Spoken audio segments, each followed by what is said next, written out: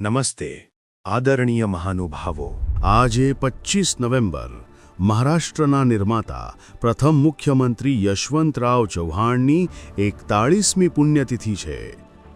સતારાના નાનકડા ગામ દેવરાષ્ટ્રમાં 1913માં જન્મેલા આ ગરીબ મરાઠા દીકરાએ સ્વાતંત્ર્ય સંગ્રામમાં જેલ ભોગવી અને પછી એક જ ધ્યેય રાખ્યું કે મરાઠી માણસને પોતાનું રાજ્ય આપવું।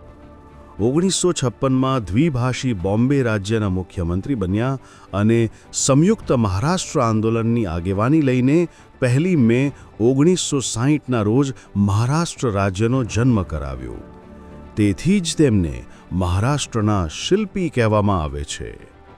માત્ર 2.5 વર્ષ મુખ્યમંત્રી રહ્યા, પણ કોઓપરેટિવ ચળવળ, પંચાયતી રાજ, જમીન સુધારણા, શિક્ષણ અને ગ્રામ વિકાસનો એવો પાયો નાખ્યો કે આજે પણ મહારાષ્ટ્ર દેશમાં સૌથી આગળ છે।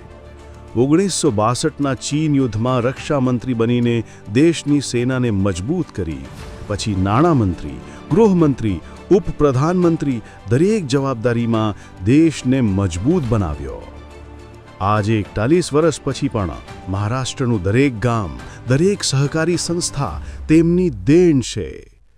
મહારાષ્ટ્રના માતૃરૂપ યશવંતરાવ ચૌહાણને વિનમ્ર શ્રદ્ધાંજલિ। જય મહારાષ્ટ્ર, જય હિન્દ।